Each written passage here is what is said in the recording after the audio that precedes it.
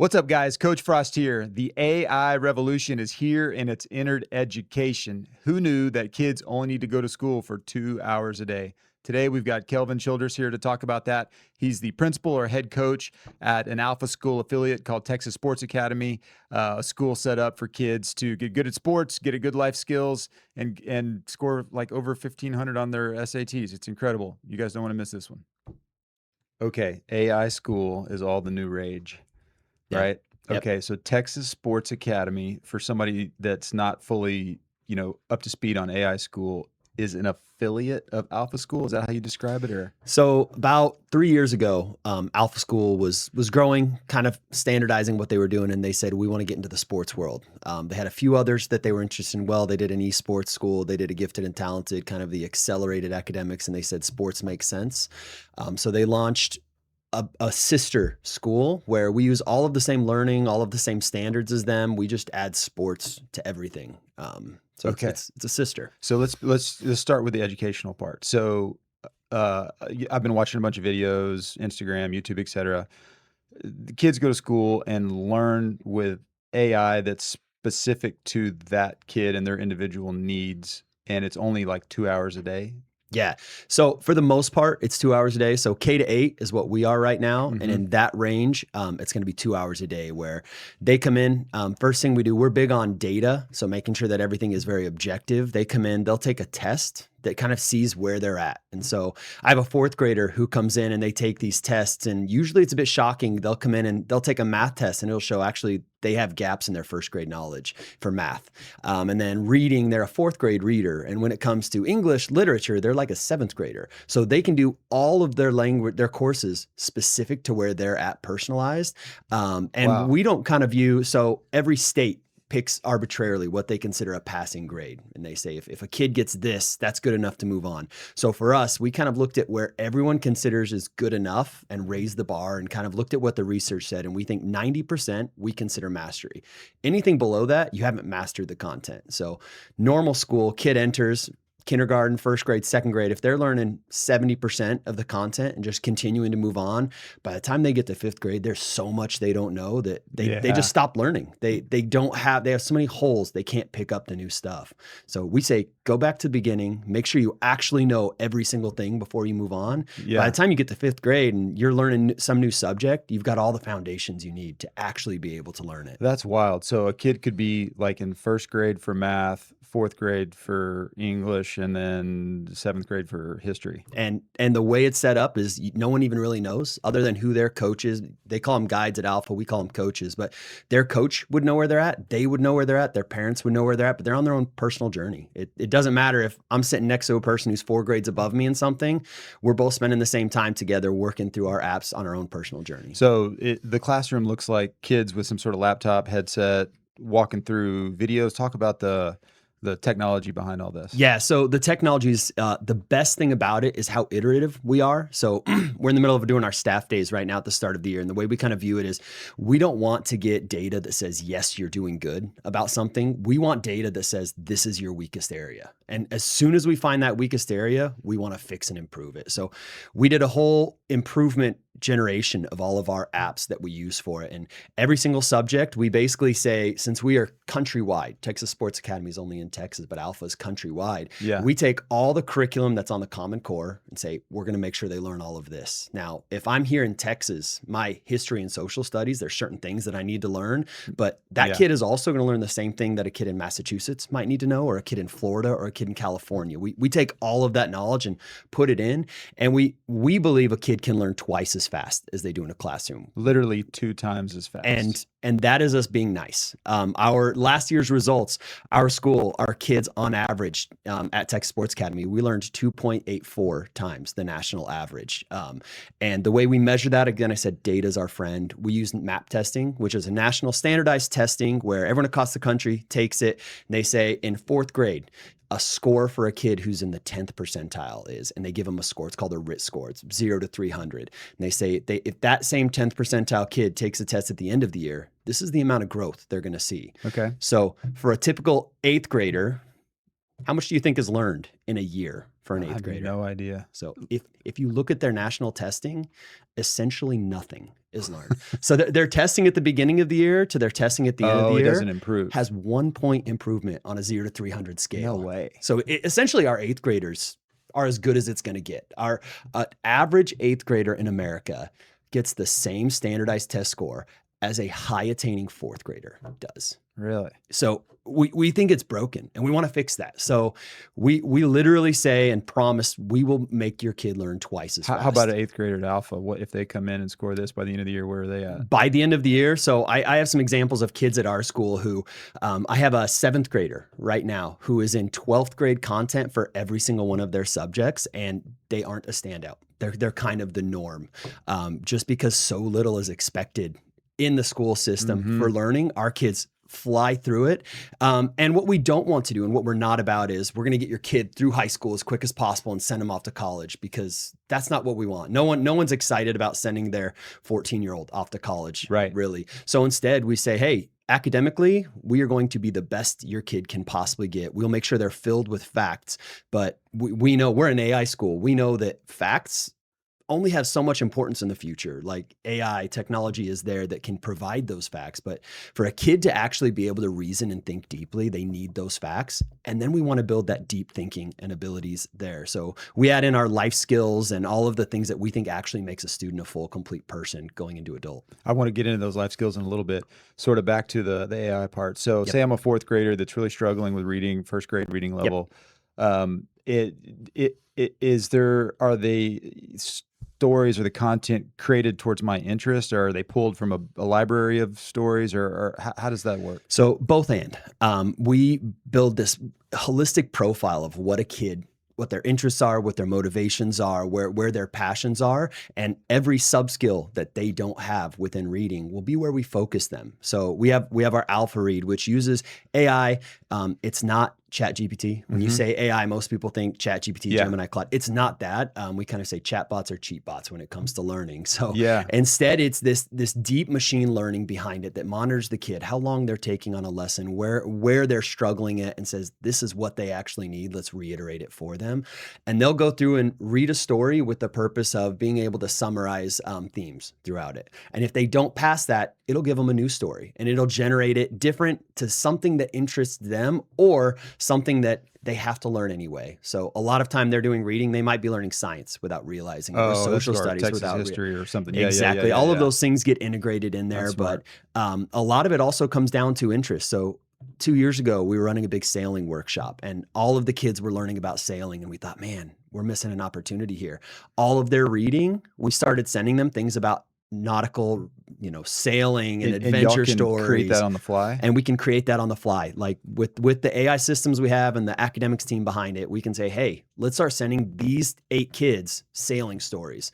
Next week, they're getting those sailing stories that really engage them and excite them, and they're not even realizing how much extra they're reading because of it. Man, that sounds fantastic. Yeah, it's really cool. The kids love it. We have a lot of kids who come in and say, I'm not a reader. I hate reading. And pretty quick, they're like, man, I want to do more of this. I think that was me as a kid. I definitely did not like school. I like the social aspect of school, but as far as like sitting there, reading a chapter, filling out, taking a test, that was just brutal. Yep. I love learning. I run a podcast to interview people. I mean, I really love learning, but I just hate the whole reading comprehension thing. Yeah. I mean, it's funny. The number one thing I hear when we tour a family, when we're kind of talking about it and showing them it, it's always like, where was this when I was a kid? This is what I want. Like the adults get it quicker than the kids get it because they just look at it and like, man, okay, this is eye-opening. Yeah. Yeah. We had a 4th grader last year who came in saying, I'm dumb. I hate school. It's not a thing I like. Like I want to come here for the afternoons where I get to do my own thing. And we're like, no, we don't accept that. Like we require our kids to love school, and it's not the kids' job. It's our job to make them love it. But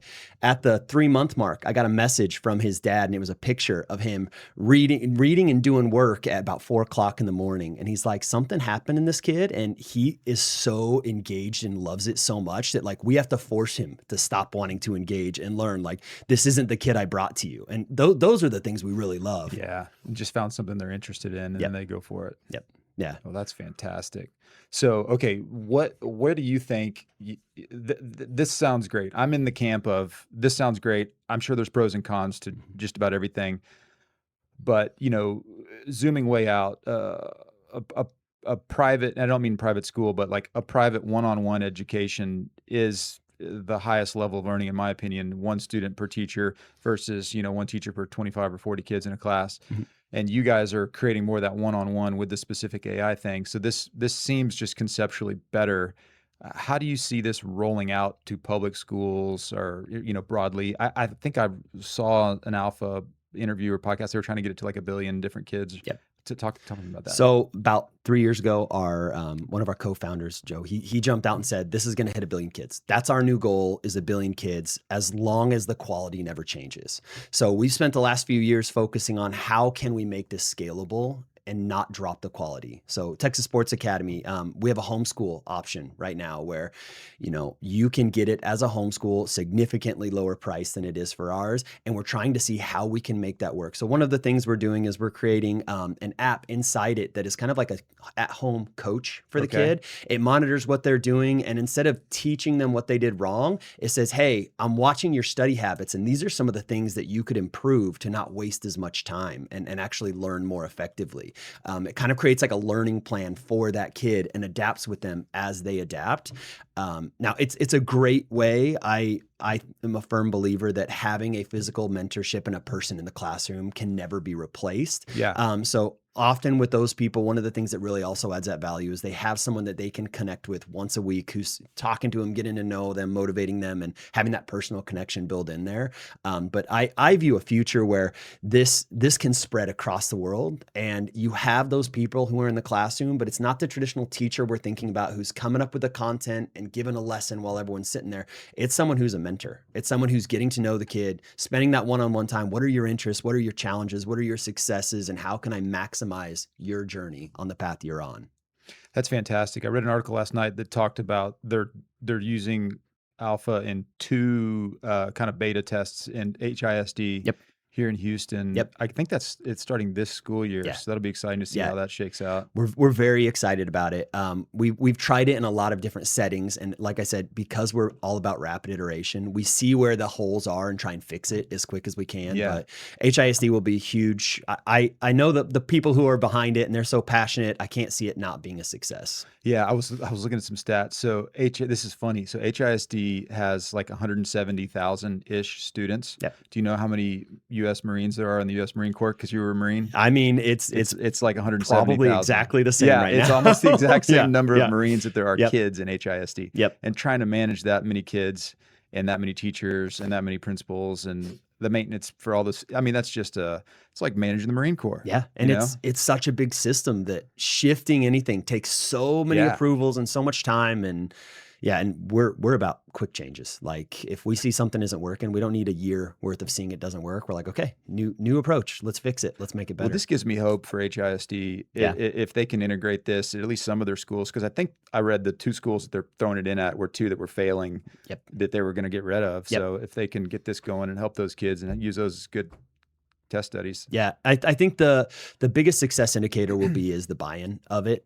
So buy-in from the kids and buy-in from the parents. Yeah. Parents are a huge part of it. I would say it's nothing is for everyone. And if I look at the cases that aren't successful that we've had, a lot of it comes from parent buy-in. The younger a kid is, the more a parent being bought in actually makes the difference.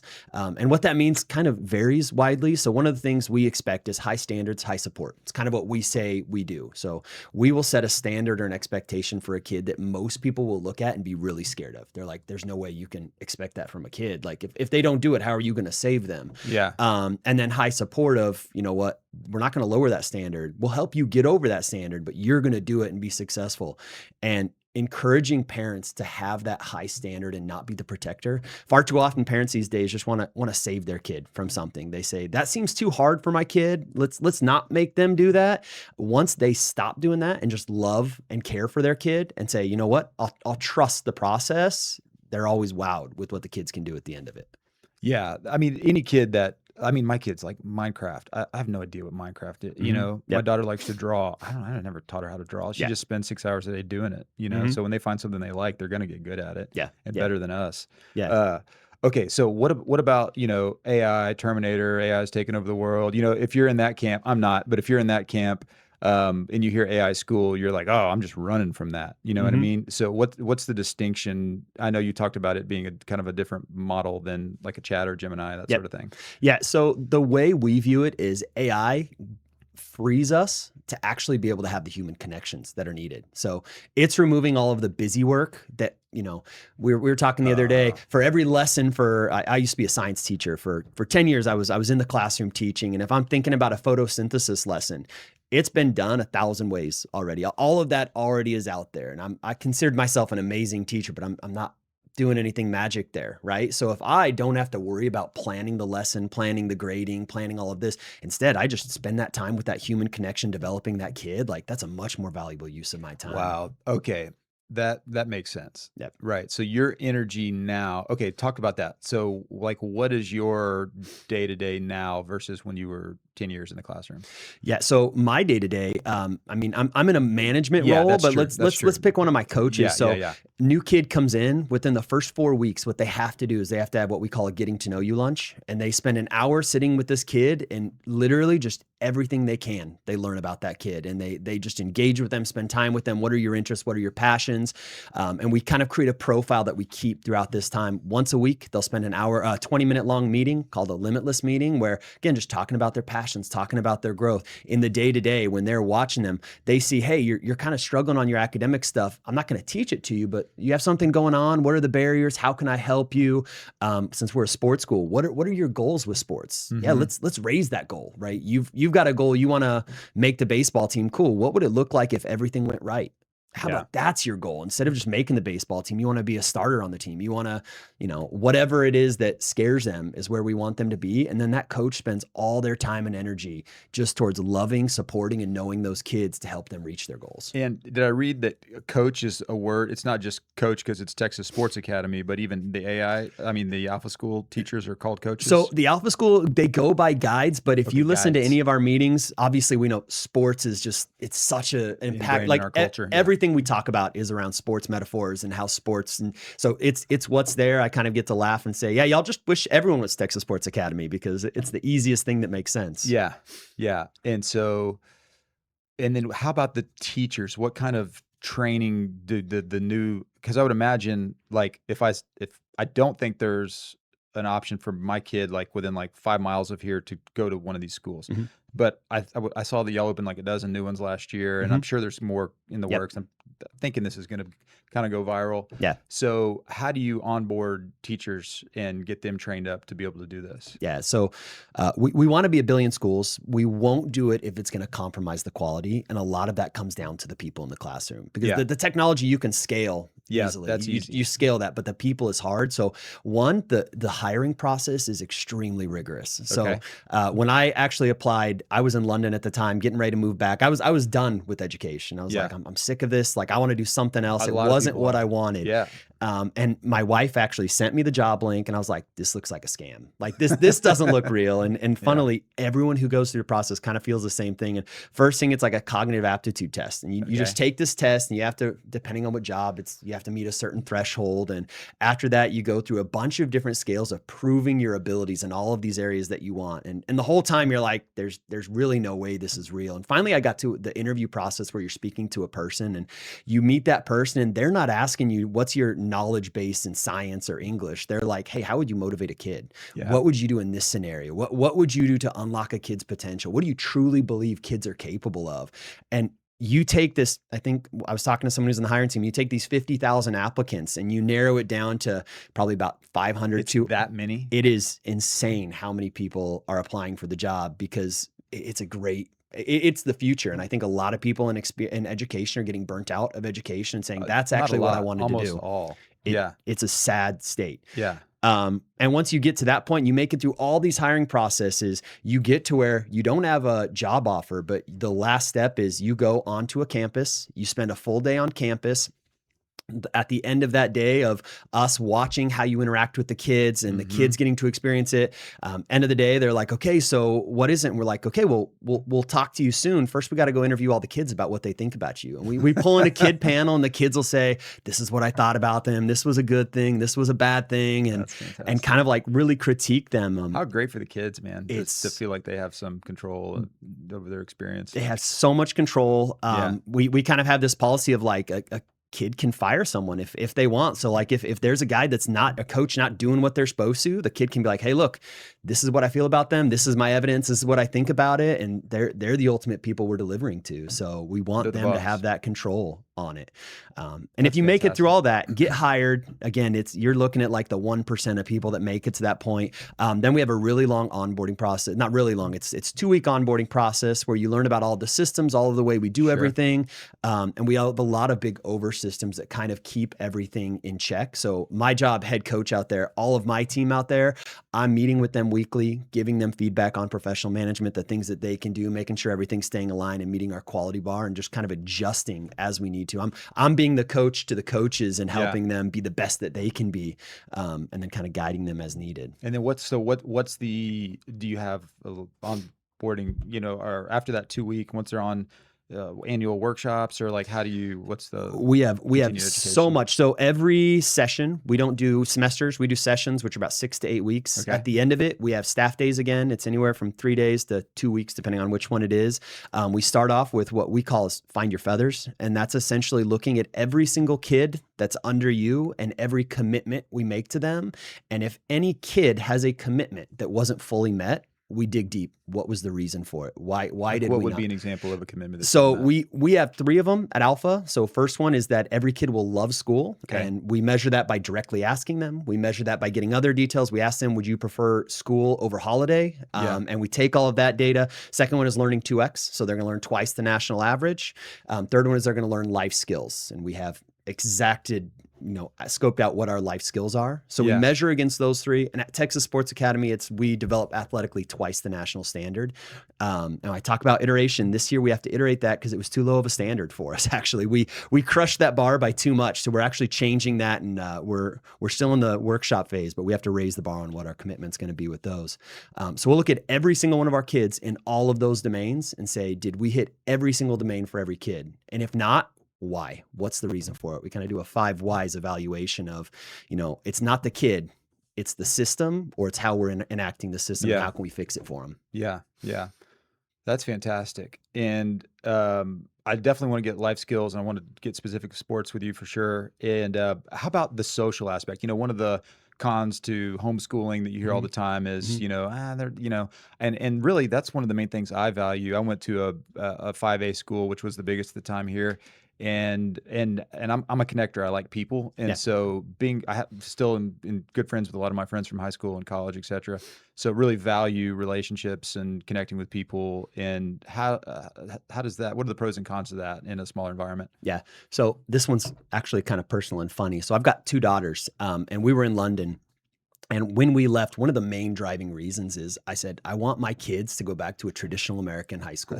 Like that's what I did. That's what I want them to do.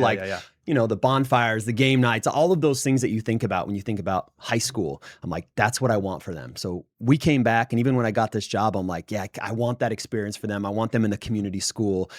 Within 2 weeks, I was like, hey, to my oldest, I'm like, you got to come out and try it out. Like, just come see what it's like. And she's a social butterfly. She thrives on connection. And first time she went out, she's like, I can't go anywhere else. And a lot of it comes down to when you go to high school, when you go through any schooling, when did anyone teach you what socialization and relationship building actually looks like?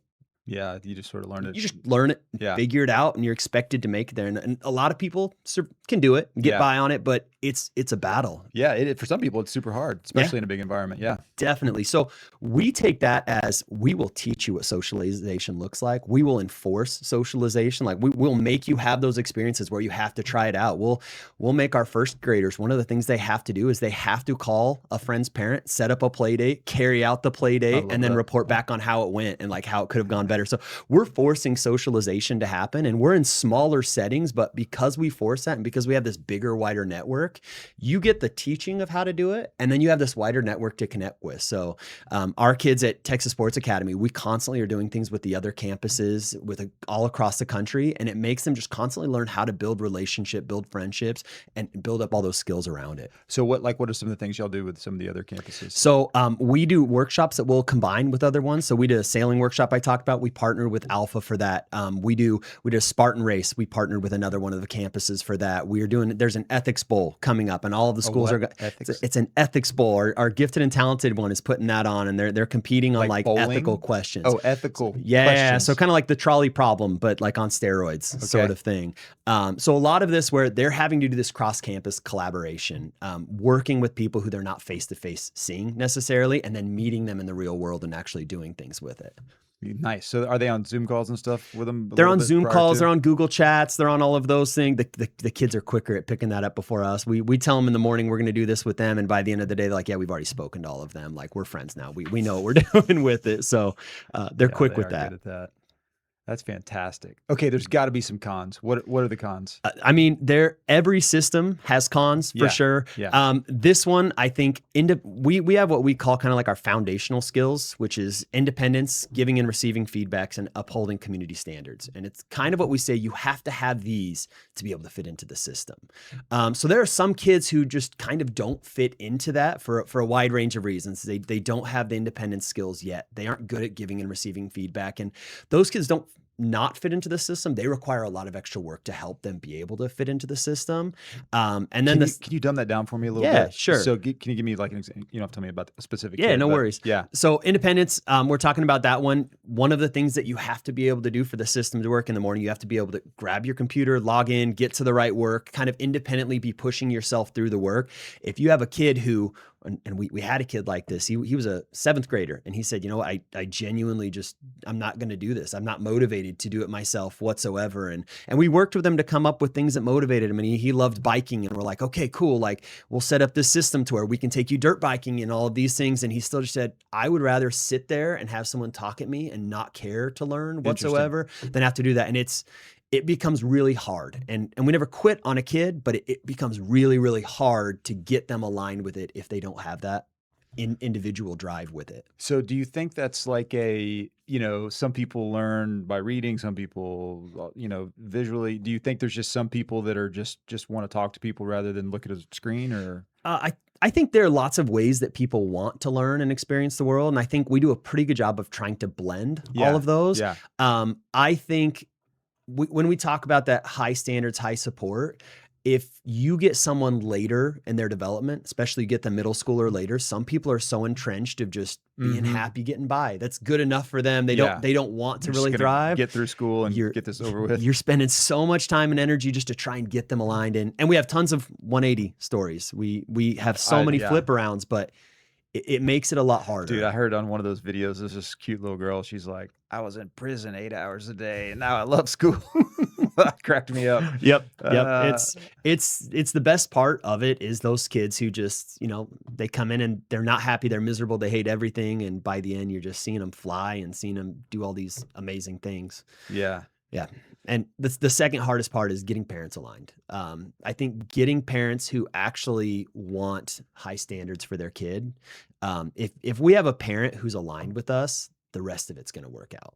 Well, I would think, it's private school. So the parent, I could see you having more trouble in public schools where this is sort of forced on some people. Yeah. But people that people want this for their kids. It sounds fantastic. Yeah. It is helpful, definitely, that we're private school and that they come to us seeking it. We've had parents who be like, hey, I really love this part of the model. Can we just not do the rest of it? And we don't care about that.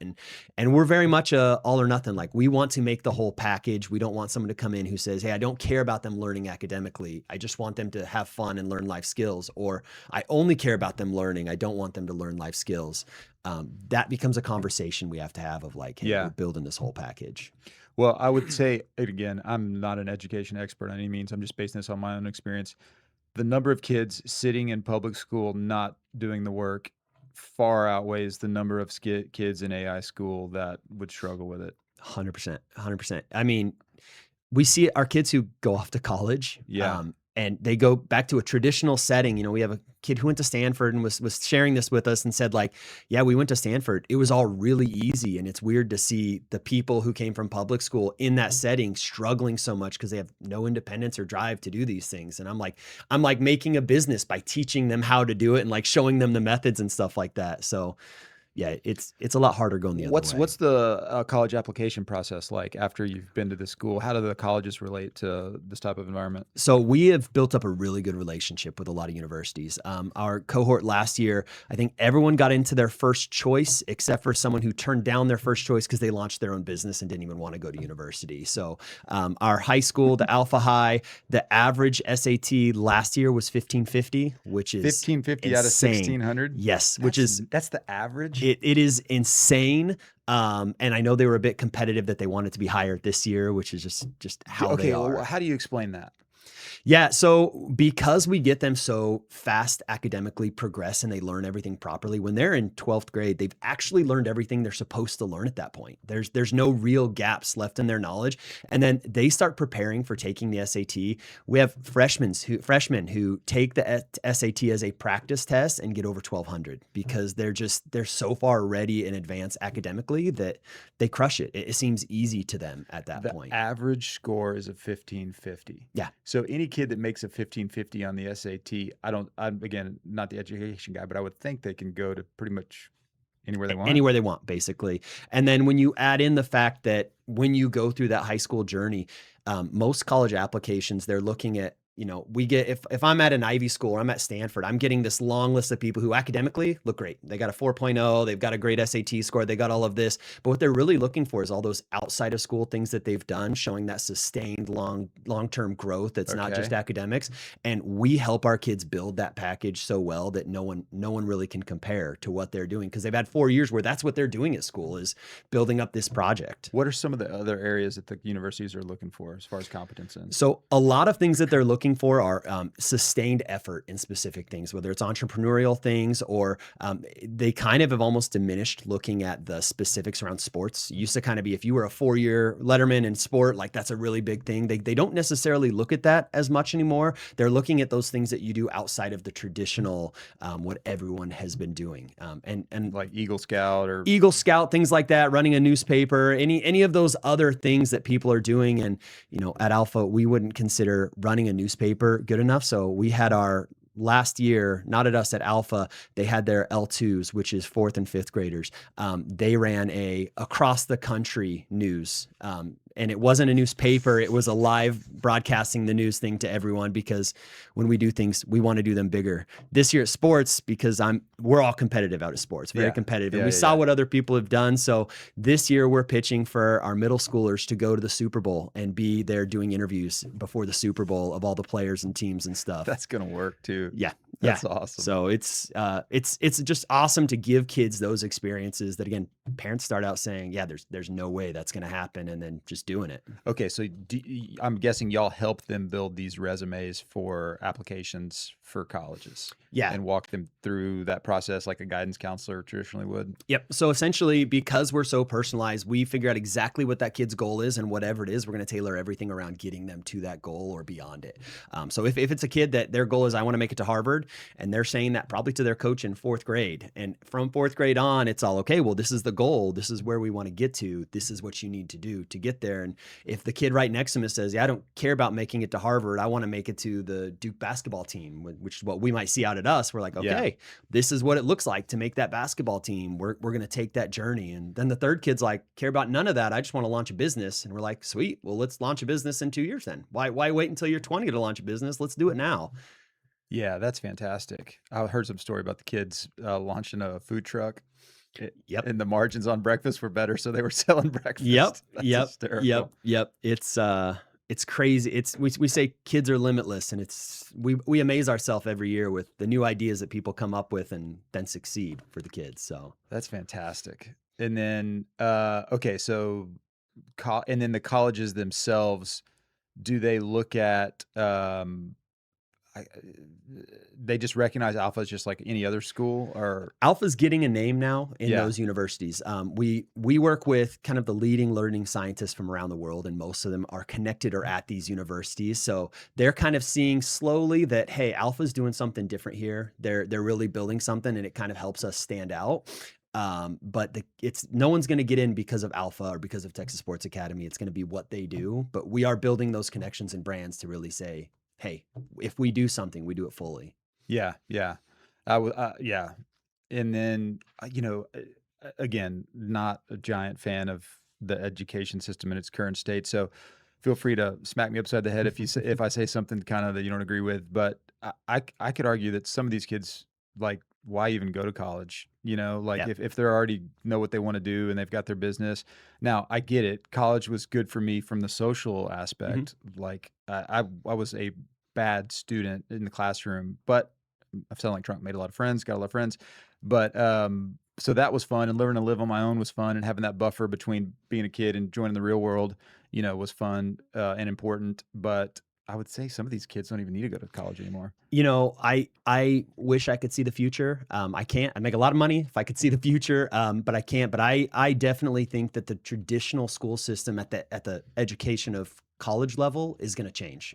It's going to have to change Right? because the world is changing. So going and spending your first 2 years taking general ed classes at University of Texas or University of Houston, like the value of that is becoming diminishingly low. Right. Yeah, For the cost too. and It's you're paying as insane. much And you're as gonna you're be in paying. debt for the rest of your life to go do that? Yep, That's yep. ridiculous. And so much of that again goes back to it's the stuff that they were supposed to learn already and they just didn't learn. So they've just got to go learn these things they should have already learned at high What school. about like AP or like, credits? Can they get credits towards Yep. college? So we have multiple paths that they can take. We do APs. Our kids basically almost always get fives on APs, and they take many of them.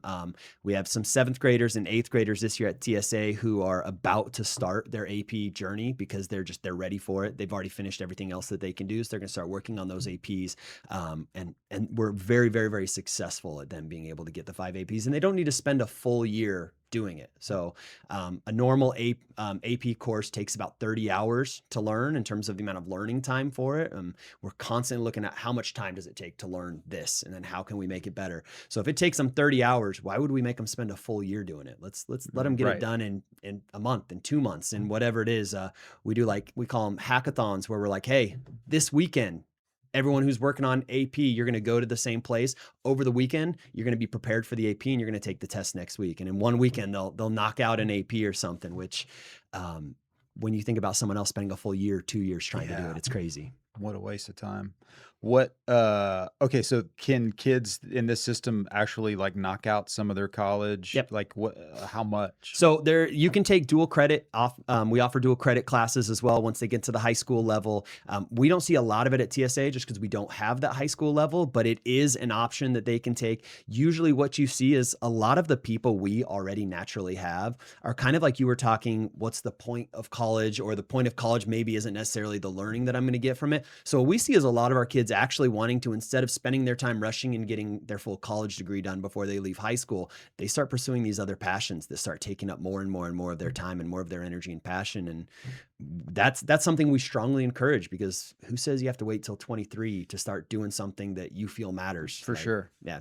And then what about AI in college? Are you seeing any colleges start to adopt this model? So we're seeing AI is a hot topic right Sure. now across education, and you're seeing both camps come out really strong of saying we need to completely remove anything AI, it's ruining it. And I agree. If they're talking about, we just recently saw professor university where midterm, everyone aced their midterm, and then in the final they had to come in and write it by hand, and all of them failed because they all were using AI to do it. And Yeah. and I agree, like, That's what's not good. what's Yeah. the point of that? Or another one where a professor put out the final, but in the prompt they kind of hid in there in white saying, if this is an AI prompt, use this word in here 4 times. And most of the essays that got turned in included those 4 words in there, so we knew they were cheating. And so I can see that from that perspective, AI is a problem. But that's not the way that it should be used. That's not the value that you get from it. The value you get from it is maximizing who you are as a person, removing the Right. cognitive load. And I do see that as the future of where secondary education needs to go beyond high school. Do you think that okay, I hear you on that. Do you think that using AI, like if I use AI to write all my emails, Mhm. is that my email writing skill over time going to diminish, you think? Your email writing skill will Yeah, just like my definitely general. it definitely will diminish, Yeah. because you're not doing it anymore, and Yeah. any skill that we don't use, we're going to lose. Yeah. I think the way off comes of, is it worth you keeping a good email skill, That's what my or do you question even is. need that? There are lots How of things we important is don't that do. muscle? Yeah. Like I was talking to somebody yesterday about that. It was like, okay, before automobiles, people could probably walk a lot further, Mhm. but like, Mhm. yeah, I think walking is important. I walk, 2 or 3 miles a day. Like I like walking, Yeah. but I don't need to be walking 10 miles a day. And I'm Mhm. glad we've got automobiles. You know what I mean? Yep. So that walking muscle diminished and life is better. Yeah, exactly. So the way we view it is, if you're removing a skill because you're using AI to automate it, what are you gaining from it? And usually it's those higher order thinking. So in education, I know you say you're not an education buff, but we kind of have like 4 domains of knowledge. We call them DOK. The lower is like memorizing facts. So like, the grass is green, something like that. That's just a set fact that you can't really question. And as you get up to DOK4, it's taking all of that knowledge and creating new knowledge. If we're removing the demand on the small, simple things, like replying to a simple email that doesn't need you to be a part of it, Right. but then you get to be more of you where you are important, that's huge value. That's unlocking wasted time for important time. Dude, I was talking to one of my business partners last night. He's been sending me AI emails for like a month. And when he Mhm. first started sending, I was like, this AI generated crap. But now I'm like, dude, they're so good. Mhm. Like they're way better than the emails he was sending before. Yeah. And like the content's great, it's structured great. And then like we're even like replying with AI and like on this email chain with all these AI Uh-huh. responses. Uh-huh. And it's so good and it's getting implemented and the AI flyers getting created, Yeah. and Yeah. so I mean this whole world is, you have to train these kids in how to use this as a tool, and then like you said, pick and choose what muscles you're willing to be diminished. The only con is, asteroid hits Earth, we lose computers, and now we're all Yep. morons. Yep. I We'll have bigger problems at it'll that have point. that was my thought too, right?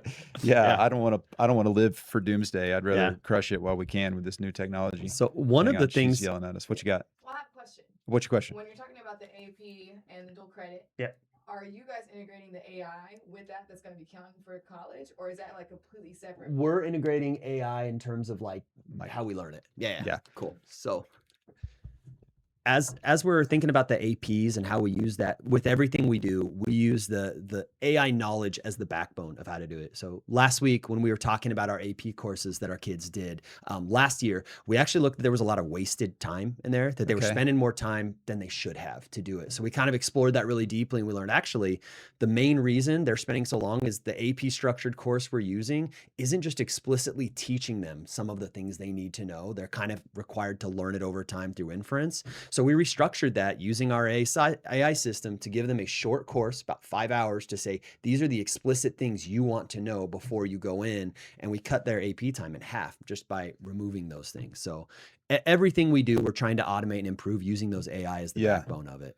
Yeah, and I would think anybody that's concerned about their kid being on a computer all day, like, guess what? My kid is already on a computer all Yeah. day. Yeah. You know what I mean? Like, Yep. you have to have the laptop charged in the morning on the way out to school, Yep. watching it's already, school's already all on a computer. And that's one of the big things for, so my wife is an educational psychologist, and she is the no screens in the house, no social media till you're 50. Like she's very strong on that, but she's my biggest advocate now of saying, like, actually, if my kid is using the computer for 2 hours and it's purposeful, targeted, and maximizing, and then they're off the computer and doing all of these other things that have nothing to do with the screen, like if they went to public school, they're going to be on the computer for 5 hours. It's not Right. purposeful. They're just bouncing around on it. It's And clunky. yeah. So we're trying to maximize, we call it our system time back, because our goal is just get your time back. Stop wasting your time, earn it back, be able to have all this time that you can use for the things you care about. Yeah. Yeah. Yeah. I hear you, with AI being kind of a buzzword that has both positive and negative connotations. And it's not ChatGPT school that people go Yeah. to. It's a purpose school that uses technology to help these kids Yeah. sharpen their skills. Yeah. Definitely. And we were talking about AI skills and the emails going back and forth. So one of the skills we have our kids learn is called making a brain lift. And essentially, if you take ChatGPT, Claude Gemini, and you say, do this, it's going to use, I don't want to get like nerdy, but it's going to basically just take what the consensus is that it finds online. So it'll find all the data online and take the consensus of it and like, this is probably the right answer that you want because it's just guessing. We have our kids make a sheet that is basically their beliefs backed by evidence that shapes who they are.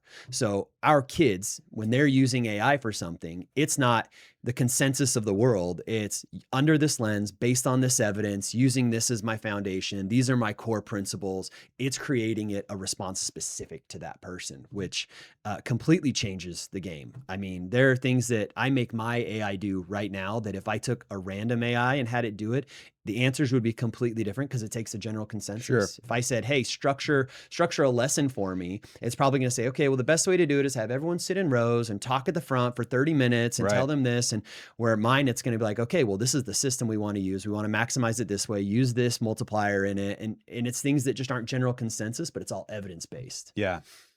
Yeah, I don't buy into any of this doomsday stuff, man. We were talking about you lived in London for how long? For 7 years. 7 years, Yeah. right? And then you go see the history over there. And, I mean, we just celebrated America's 250th Yep. year. And when, 1776, literally 98 to 99% of the world was worried about food, water, shelter. Mhm. Like if it didn't rain in Austin this year, the Comanches in Austin were going to come Yep. steal from the Karankawas down here on the coast. Yep. You know what I mean? I mean, Yeah. that was very real. And Yeah. so like now, after, the Industrial Revolution, electricity, refrigeration, 1/3 of the world doesn't have to worry about food, water, shelter. Even like here in Houston, yes, there's homeless, but like you can go to jail and get food, water, Mhm. shelter. Not a good place to be, but Yeah. like you're not going to die because it didn't rain. 1/3 of the world is like sort of in transition. If like the power goes out, there's problems, Mhm. and then 1/3 of the world still struggles with food, water, shelter, which is one of the biggest victories in like world history that nobody really ever talks about, and that all came from technology, right? Yeah. And so now they're saying that AI is going to help this other 1/3 of the world that's still struggling with the food, water, shelter climb out of that over the next 10, 20 years. So I'm Yeah. super optimistic about everything that's changing in this space. Yeah. And I mean, I work deep in the space, so I remain as optimistic as possible. And of course, there are times where I'm like, oh man, like what if everyone loses their job? Because like that creep Right. sinks in, obviously, but one way or the other, whatever's going to happen in the future is going to happen. I want to remain optimistic about what's the best thing. And I feel if I'm ingrained deep in it and there are people who are Yes. like me, who are shaping it in a way that is towards the positive, Yeah. it's what's needed. Yeah. And if you know how to use the tools, Yes. you're going to be ahead. 100%. Yeah. The number of fresh graduates who can't find a job because they're AI illiterate. They don't know how to use these tools. It's crazy. But if you're training people up to be native and how to use these to the best you can, like that's the future right there. And as part of y'all's interview process with these coaches or teachers, are y'all kind of checking up on their tech skills? Yeah. So one of the big things they have to be is you have to be AI literate. And you're not going to be, I consider myself quite good at it. I don't expect a new hire to be where I'm at, but Yeah. we want them to be foundational and how they can use it and how they understand it. And then we quickly on-ramp them. So I've got a lot of my coaches are learning new skills on how you create web apps, how you create all of these different systems as kind of professional development to free up their time. My goal is always, hey, how can you save an hour in your week? Go build a system to save an hour in your week. Okay, now how can you save another hour so they can really be spending all their time for the kids? Fantastic. Okay, so these kids go to school for 2 hours a day, specific private tutor for them. Yep. They're getting to the point where the average is a 1550 on the. I don't even know if I have any of my friends that made a 1550 on the SAT. And then you throw in the life skills. Yep. So talk to me about the life skills. So life skills, we have 5 of them that we consider our foundational life skills that everyone's going to learn every single year. So we've got teamwork and leadership. So you got to Okay. learn how to work in a team and be a leader. Socialization and relationship building, public speaking or storytelling, business or entrepreneurship or financial literacy. And then the last one is grit. Grit. Yep. I like that. And we take those 5 skills and throughout the year, we build workshops that make sure every single kid explicitly learns that life skill and gets a chance to pass an externally measured test on it. And because it's hard to say, what does grit look like? If you ask a lot of my kids, everything is grit. Like all the kids in my school, like, oh yeah, that was grit because I had to do it for a long time. So we broke it down into sub skills of like what that actually looks like. So overcoming failure, that's grit, not just doing something for a long period of time. And we make sure that by the time a kid leaves my school, they will have passed every single one of those skills and every single sub skill enough times that they actually know what grit feels like and what it looks like in the real world. Nice, nice. And so when you say measured, are you using like AI to measure that, or that's just a good So structure evaluation? So sometimes we use AI to measure it. We kind of view that as a little bit of a lower metric. We want it to be something that is externally noted. So if we're talking about public speaking, we might have an AI that's gauging how fast someone's speaking, their tone, the language they're using. Are they using filler words? And that's kind of like a checkpoint along the way. But then what we want as an actual external metric is during this whole workshop, you're building up a stand-up comedy line and you're going to go to the comedy club and stand in front of a live audience and you're going to get their votes on the end as to whether you delivered funny content or not. And that's the actual metric as to whether you passed the workshop or not. Dude, that is fantastic. And then how about the socialization? How do you measure that? Socialization, again, it's about how you can communicate with other people. So sometimes that might be networking, whether it's we set this big goal of you need to go out and network with this organization to secure some sort of deal, and that's more personal networking. Or it might be you need to go out and you need to, with 20 different people, build this sort of relationship.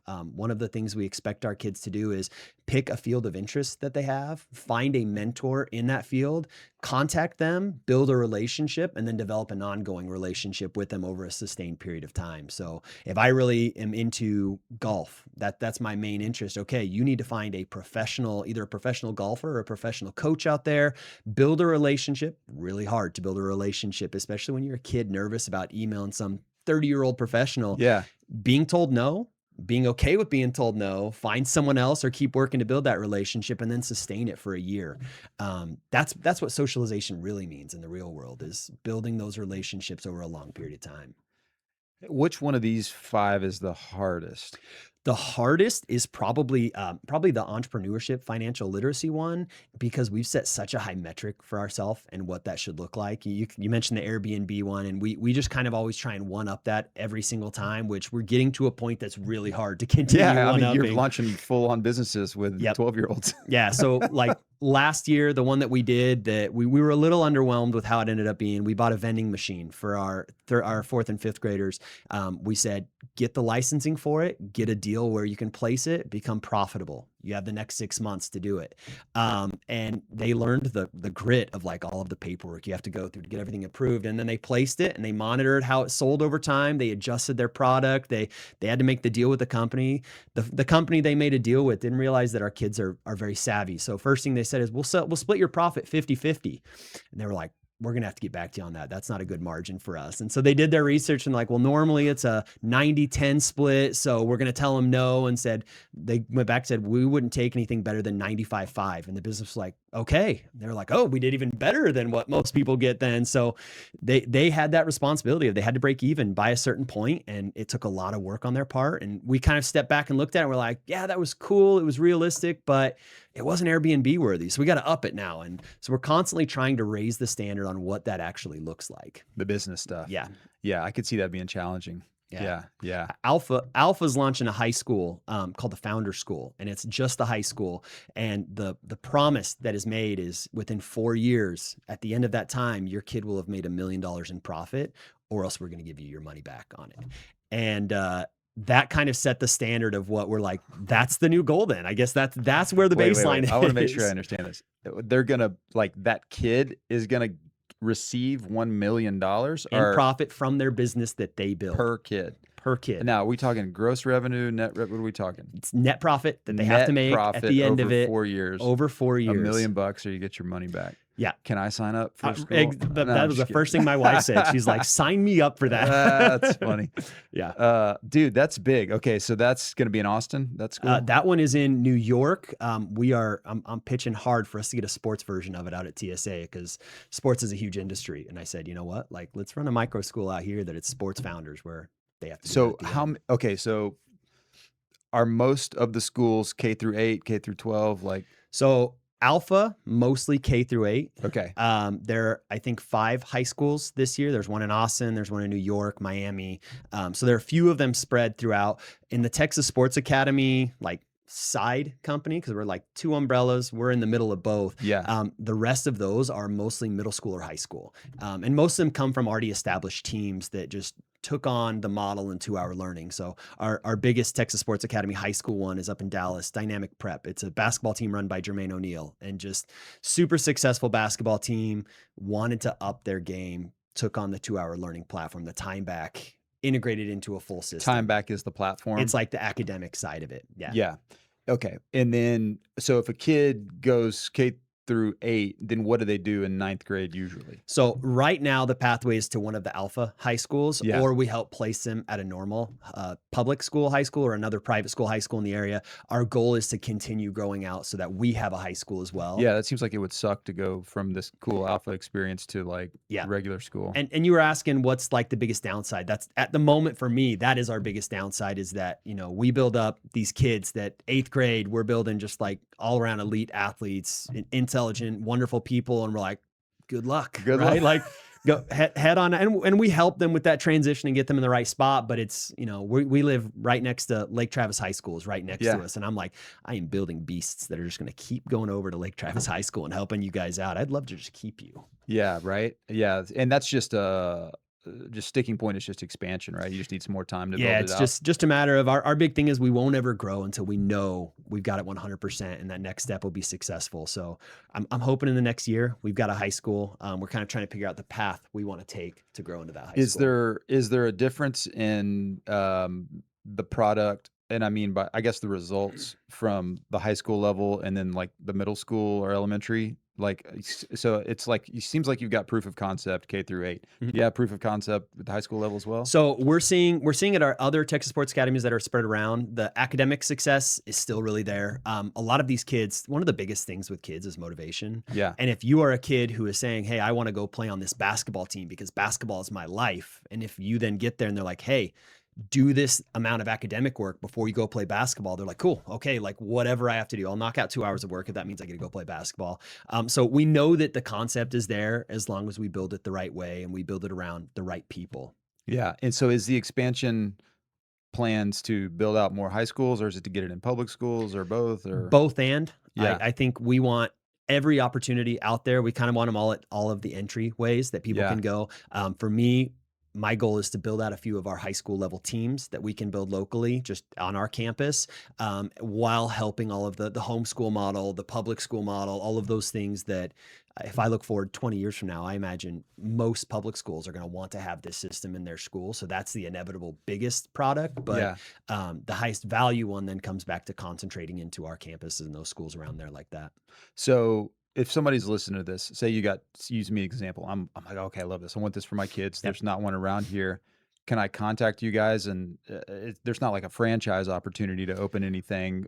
It's not necessarily like a franchise opportunity. So with the alpha model, which is kind of how TSA sort of runs as well, is if there's an interested family, they can register interest. We kind of have a website that you say, we're interested in having one here. As soon as there are enough families that are interested, we look into the property and launch one there. And that's the big reason for all our growth this year is we had so many people around the country saying, we want one here, that we had to grow them there. Yeah. So like here at Elite MMA, we've got 6 locations spread out here in Houston, thousands of students that train martial arts. If we said, hey, we got 150 people that want to send their kids to do this deal, that is something that you guys would consider. Yeah, definitely opening in this area. Yeah.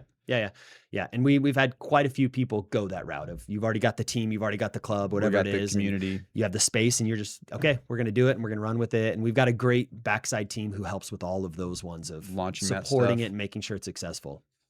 Yeah. Yeah. So you probably have, I mean, your expansion team's got to be big, right? Yeah, it's pretty big.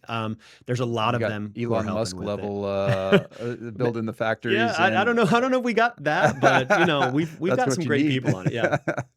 Yeah. Wow, that's fantastic.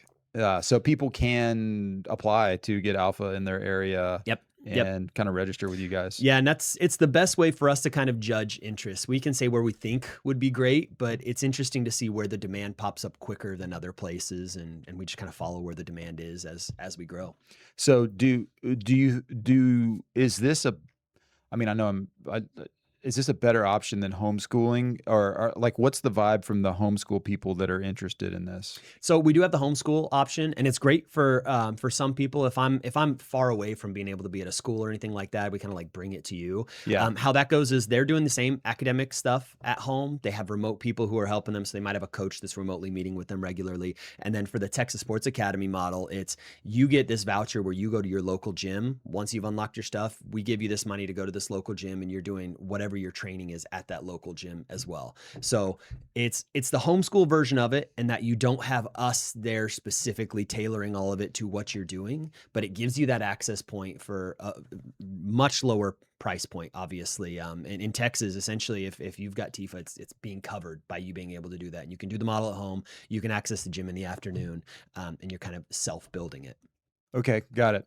So you mentioned voucher. I know the vouchers were a big thing in Texas this year. Does Alpha accept vouchers The Texas Sports Academy is accepting them for the homeschool model. Yeah. for the homeschool Yeah. model? Yeah. And I think I don't want to speak for all of them because they're all kind of a little bit different, but most of them are accepting vouchers. Like our campus is accepting them. Yeah, and did that change the game much? I mean, that was a big buzz thing like a It year or two ago. It changed it a lot in terms of the homeschool blew up because of it. Because basically anyone who can get it, if you look at it, it's a no brainer. You're like, yeah, this is better than what I have going on. On our campus, it had a slight change. I think the biggest change we're having is just opening that conversation of you don't always have to just do what's always been the plan. And as that spreads, more people are like, actually, if I don't have to just go to my public school, this makes a lot more sense. Maybe I should go that route. Yeah. Yeah. And again, as a long time, over a decade worth of public education, like I love my fellow teachers. I love the schools and all of that stuff. They're not working. It's just The not as sad thing. It's efficient, yeah. it's just falling apart, unfortunately. Well, thank God we've got all this AI coming Yep. along because it's been this way for decades, Yep. right? I Yep. mean, HISD is the perfect example for Yes. a failing ISD. And like we talked about, it's just because it's so big, you know? Yeah. You bust Yeah. it into 10 different school districts and it probably gets better. Yeah. You know? And then you've got these who are out there who are fighting the good fight, who are like in the public school and doing amazing things. I And know. you're like, want to come over to our It- team? it- Like this it is where doesn't we're have going to to be be. that Yeah, way. exactly. Yeah. Yeah, in the trenches, World War I, man. Mm-hmm. Okay, so let's nerd out a little bit on Texas Sports Academy, right? Okay. So first off, what sports do people come? How does it work? So our model kind of breaks into two groups, and then once we had a high school, it'll be a third. So our K to 3, we say K to 5, but it's really kind of K to 3. We create all-rounders. So I kind of think about those historical multi-sport, like we're creating a Barry Sanders, a Bo Jackson, someone who just is an all-around amazing athlete. Yeah. And we say over this time, we will develop their full athletic ability. We'll develop them to a top 10% is what we say. It's a bit of a safe statement, which is why we're kind of moving it up because last year, every one of our kids was above a top 10% athlete. And we will personalize their progression athletically. We won't let them specialize. We're not going to have any 7-year-olds who've been pitching, Yeah. 100 hours a week because the evidence doesn't support that. Yeah. that's true. Once you hit those older elementary age, so whether it's 4th grade to middle school or 6th grade to middle school, we allow you to start experiencing the sport a lot more and develop those sport specific skills. But again, we want you to have a really wide base of, if I'm a baseball player and that's what I want to do with my life, you're also going to play football. You might play beach volleyball as well. And you're going to keep that broad athletic base that prevents injury in the future. And we know realistically, I keep telling my kids, do you want to be great when you're 14 or do you want to be great when you're 22? Which one matters more? Yeah. And our goal is for you to be great when you're 22. So we track just like academically, we take tests 3 times a year. We do athletic tests 3 times a year to see exactly where they're at, where their weaknesses are, where their strengths What do you are. like measuring their vertical and stuff So like that? we do a lot of tests. The ones that we use as our metric for our kids, a lot of them come from Eurofit tests just because it's got the largest base. There's about 8 million people who have done it. It's normalized the data from 9 to 18-year-olds. So we do push-ups, we do bent arm hang, we do a 20-meter shuttle. It's kind of like the old pacer test that they used to do. We do a shuttle run with them, bent arm shuttle. Oh, and we do a sprint shuttle, which is a shorter one. Yeah. We measure their time. We compare it over time. We say, this is how much you should grow. We measure that exactly. And as soon as we get our goal is for every one of those 5 tests, you need to be in the top 10% in the country for your age in each of those tests. And if they hit top 10% exactly in each of those tests, the nerd math nerd stuff of it says that you're about a 1% athlete in the country. Yeah. And so how many kids are on campus? We're starting this year with 68 kids. Yeah. Our goal is probably to be about 75 within the first week or so. Our long-term goal right now, our campus can hold about 150 kids. Okay. Once we hit that 100, we're going to build out another lower part of ours, and our long-term goal is about 700 At this one campus at our campus alone in Austin. in Austin. Where Yeah. is it? What side of town? Right by Lake Travis. So Library. we Yeah, you look said over the lake. You're asking what sports we do. One of them is sailing. We're right above the sailing. That's cool. Our kids, first year we did sailing 2 years ago. One of our kids was 14 at the time. First time doing sailing, did it for 8 weeks, went and joined the sail team after. And within 2 months of learning, he raced the UT sail team and beat them without them realizing he was a newbie at it. So kind of our exciting The point feather is in your building those cap. things out. Yeah. That is exciting. Okay, so and sorry, it's K through 8 or K through 12? K through 8. K through 8 at the moment. Yeah. Potentially getting to K through 12. Yep. Okay, so and then these kids are getting well-rounded. So what time do they have to be at school in the morning? So we have drop off 8:15 to 8:30. We offer, like, if people come early, we do morning athlete and morning scholar, Yeah. where someone needs What extra if they want to support. come later? Can they come later? We're pretty flexible. So our expectation is 8:30 is when we start. We kind of do like a high energy launch to get everyone moving in the morning. It's a growth mindset type thing for 15 minutes. And then 8:45 till about 11 is when we do our academics, and we mix Okay. in breaks in there. If you don't come during that time, our expectation is just you have to get the academics done. Since you have it with That's you, fantastic. whether you're here or not, get your stuff done. And y'all that's can good. track if they got it done or not. Yep. We Dude, have I love that. Can I tell you why I love that? So, sports, right? Everything. Recovery is the number one thing. Yep. What's the best thing to increase recovery? Sleep. sleep. And so, for some reason, these brilliant school districts think I need to get my kid up at 6 or 6:30 a.m. to get him on the bus Yep. and to get him at school by whatever time is the dumbest thing. 100%. It's the absolute worst thing you can do for your kid's health is not let them get enough sleep. Yes, yes. In fact, one of the things that we do is every morning when a kid gets there, we have a habit tracker. They've got to log how many hours of sleep they had the night before. We just do it every single day. It's what did you eat? How much sleep did you get? How much walking were you doing? Fantastic. And it's then just educating them. I'm like, hey, you got 5 hours of sleep last night. Of course you're feeling like Bro, garbage right I'm ready now. to go to Alpha School. This It's- sounds great. You'll it's need fun. a grown-up version. It's a fun place to be. As an adult, it's a fun place to be. I bet so. yeah. Yeah, because you're dealing with real stuff, and you're seeing real results, and you're helping kids. You're seeing it real time rather than just like read this, take this test. Yeah, exactly. Wow. Okay, so wide range of sports, and they start their sports after lunch. So actually we stop about 11:30, depending on the grade. They stop their academic time, and we do, if you're in the younger group, it's called athletic check chart time, where they have a list of athletic accomplishments they have to do throughout the year, and they spend 30 minutes getting coached on it. If it's the older group, we call it like our free competition time, where every day it's a different sport they do. They go compete, have fun, get some experience with it. Then we'll do lunch.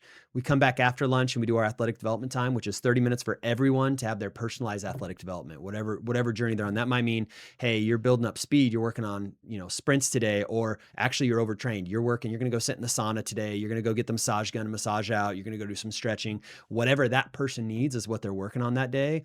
And then we jump into our workshops after that, which takes up the whole afternoon. And your workshop might be... Wait, can we go back before you Yeah. get into that? So in those breakout sessions, you're with the K through third are in one section, and then the other ones are together. Yep. So is it mostly like individual stuff, or is it like y'all are playing volleyball against each other today? It's a combination. It's usually like smaller group. So during that time, we're probably not playing volleyball or anything like that. Our younger groups, they're learning the base of like movement, how to control their body and all of that. And we do a lot of it through play. It's more important than having them like line up and do dodgeball, squats. or like what are we talking? Probably not dodgeball. We'll create like an obstacle course. We'll create an animal movement course, things like that, where they're learning the movement patterns they need, but Okay. we're doing it in a fun, exciting way. Got it. Our metric is if they don't want to stop, it was right. If they're ready to stop, we didn't do it right. So we want to make sure that we do that. And three of the staff all three of my coaches worked at different universities as the strength and conditioning coach, whether it's Howard University, University of Colorado. They're brilliant when it comes to this training and how we make sure we're getting getting the physiology there in a way that engages them. So it's a predetermined curriculum that y'all tweak a little bit for the individual kids' Yeah, needs. yeah, and we do when we do the tests and the metrics, we kind of look at where your weakness is and we target those for you. But then in general, this is the path we need to get you on. And what checklist do you have to make sure these coaches know what they're doing? I know clearly they came from good programs. Yep. But So we do a lot of QCing of everything that happens. So they build out a plan. That they're back at the office right now, helping build out the plan right now. And I go through it with my list of principles. Long-term athletic development is one of the foundational things we look at for, and I make sure that it meets all the safety requirements, all of the developmental things. We've scraped a few AI coaches that we have, so they're people who I trust out there that I know are good people, and I have them go through a screener. And if any of the screeners raises a flag, we sit down and talk about it. We'll say, what's the reason for this? What's the evidence behind it? How can we improve it? What are we going to change? Yeah. Fantastic. Okay. And then, so then you were talking about the third section. Yeah. Then the third section is where we get to workshops. And this is where we will do our life skills that come in there. So every kid every year is we call them a banger. And it's essentially that thing that at the end of the year, the parent's going to be talking about when they're on holiday, that's the thing that they're going to be like, this is what my kid did. And the other person's going to be impressed. They have to do one in public speaking because it's so important that they have that public speaking skill. So we make them have to have one there. They've got to have one in the entrepreneurship side, and they've got to have one in athletics. So in those last 3 hours, they are doing those workshops around those life skills, making sure that they get those in those areas. Okay. And then are there specific teams at Texas Sports Academy? Like, is there a baseball team or? Yeah. So one of the problems with our numbers and not having a high school is a lot of the teams we don't have, but we're building them up. So last year we had our first team, which was a flag football team. This year we have numbers. We're going to have a soccer team that we're going to run. We have a beach volleyball team that's actually planning on flying out to California to compete this year. So we're slowly building up those teams as our numbers and population allow it.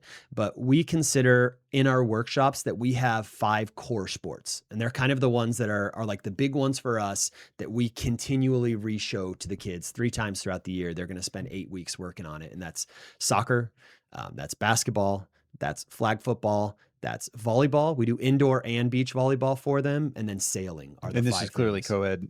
Yep. Yeah. What ratio do you have, boys and girls? So in everything below 5th grade, it's 50-50. Okay. Our middle school right now, we've got 20 kids, and I think 3 of them are girls. Hopefully, if today goes well, we'll have a 4th girl. But we'll see. Yeah. Okay.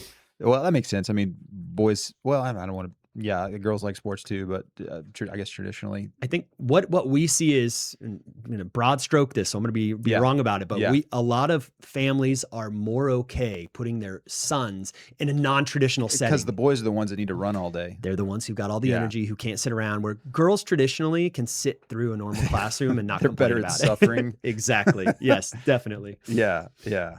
Okay. So, and then so these kids play on other teams, whatever. They'll play on other club sports. We've got a lot of connections with the club teams in the area. So we'll try and get them placed in the right spots. So they're still doing the competition and stuff like that. And are these kids like kids that are, what's the ratio of like someone who's like, I want to be a D1 athlete, I'm coming to this school because I want to go pro in this specific sport, versus like the parent that's just like, I just want my kid to run around and have fun and not be in a classroom all day? So at the very young level, we'll get a mixture of both. I've got a 1st grader who I'm confident he'll be a pro athlete in something. I don't know what it is yet, but he's going to be a pro athlete in something. But a lot of them are, they like to be active. We want them to be active. As they get older, we kind of screen it a bit more. So if you're coming into middle school, you're going to have to show us, are you playing in clubs? Let's get a sign off from your coach saying that you're competitive. I don't need you to be the best player on the team, but I need you to have that commitment of, I want to be an athlete. I want to play in sports. I want to do these things. And I'll take anyone and make them a great athlete, but I can't take someone who doesn't want to do sports and make them a great athlete. Sure. Yeah, and we get that. We get kids whose parents want them to be a great athlete, and they're like, I could care less about doing anything. I want to stay inside and play Minecraft, or I want to stay inside and like, I don't want to do any of that at all. And that just a model mismatch. It doesn't work. And so when that happens, we have these other schools, luckily, that we can say, hey, you know what? Great kid, not a good fit for us, but have you thought about Alpha? Have you thought about GT? And find the place for them then. Okay. So the GT is just a alpha school for GT kids? Yeah. So we all are supposed to have these like stupid to say no statements. And theirs is, by 8th grade, I'm able to get into MIT. And it's just those kids who just like, they want to, 2 hours in the apps isn't enough. They want 3 hours. They want 4 hours. They want, this extreme advanced academics. They want to be ace in college by 8th grade. Exactly. The, Yeah. the Doogie Housers, for Yes. those of you over 40. Yes. Okay. All right. And then is the goal, say you get the high school rocking, to have like a high school football team? Yeah. So the goal is for all of the Texas sports academies is our goal is we kind of want to have a top 10 national team in every sport. That's our goal, is to have a top 10 national team in every single one of the sports. Football's the hardest. Yeah, It's 'cause you Texas. need- It's It's Texas. Texas, yeah. Yeah. Yeah, but there are quite a few of them. I think beach volleyball will probably be the first one that we get on our campus. Just picking those sports where we have the population, all of that, to be able to go really big with it and do it to a really high standard. My goal would be just to have that big high school where whole experience you can have there, where we've got the sports founder kids who want to be the business sports side, we got the sports science kids who want to do the research, and then we've got all these kids who want to be on teams. Yeah, I would think that the like traveling sports like baseball, golf, those would be pretty easy to get. Yep. Because you're traveling. So if your kid's super into baseball, they're going to be traveling all over the place. Yeah. We've got 2 kids right now who 4 months a year they're out in Park City because they're on a ski team, kind of on that path of Interesting. Olympic ski. So we launched a new school, an alpha school in Park City, and we're hoping, we're like, hey, just turn it sports because you're right there. You can do ski right there. So the Olympic ones are an easier one. The traveling ones are a little bit easier just because numbers and all of that. So is there a how much thought from, is there a board or just an owner? What's the leadership look like? So Alpha, the overall company, we've got 2 co-founders at the top, and then below that, What are their names? Joe Lemont is one of Okay. them, and then Mackenzie Price are Okay. the 2 of them. That She are there. started it, right? And then She he jumped started in. it, and then he came in about 5 years ago, and He pumped a bunch of cash into he it. put some cash into it. He's very much like she was very happy creating the school, and it was kind of like this quirky school that was doing a lot of cool, great things. And he was like, "No, we're going to be like the best of So the it best was like and everything the we greatest can do." Montessori school ever, and then he's like, "Let's put some steroids to Yeah, it." exactly that. And he is very much like, he's the type of person, he's looking over all these 30 schools. And when I get a call from him, he'll be asking me about an individual kid on an individual day that happened. So he's like down in the details about Yeah, he everything. seems pretty into it. Yeah. What was his career in before this? He was tech before this. Tech, So that's back in the perfect. 90s was in tech and did all of that. So the AI stuff, He's trying to second nature to him. revolutionize education. Yeah, is his 100%. goal, not just try Yeah, to make some bucks in the schools. Yeah. His goal is to completely change education. And I know I said like the interview process, it kind of felt scammy. And first time he said that, I was like, yeah, these people say it, but no, he genuinely mean, like he has the vision to completely revolutionize education, and I'm bought in. Yeah, you sound like it. And then is there a board after that, or? So within Texas Sports Academy, they kind of have like an advisory board, and they're not necessarily all full-time people. Sure. That they're the connected people who, if we're going to make a decision, these are the people we're going to talk to, and they're all very, very much the who's who of people you would think about within Yeah. the state of Texas that are involved in that. And that board, there's also an alpha board too? There isn't an equal alpha board. The alpha board is a lot more internal to the co-founders and the leadership structure. So on the alpha side, we do have kind of like a second tier leadership, someone who's in charge of all of the guides, someone who's in charge of all of the HR side of things, and they come together to make Just those kind of like decisions. C-suite Yeah, type folks, exactly. not necessarily a Exactly. board. So the 2 founders make the decisions. They're and then the they've got the end all crew be underneath all them. of it. Yeah. Yeah, and then there's an advisory board at Texas Sports Academy that helps with getting it out there, recruiting, all the things. Finding the right face for the place, those things. Yeah. Well, that's fantastic. That's a cool model. And then and tell me more about the expansion department that lives under Alpha's umbrella. Yeah, so their big thing, and it's growing a lot, is initially it was, we are going to pick the places we want to be and Yeah. build up from there. Or, hey, I've got this friend who said, come here and we'll fill it with 50 people. And they really wanted to kind of like democratize it and just say, hey, who wants us? And then once they get enough interest, they're looking at those locations. They're saying, hey, is it feasible? Is the government going to allow us to be here? Can we find the property we need? Can we find all the people we need to work there? And launching it then.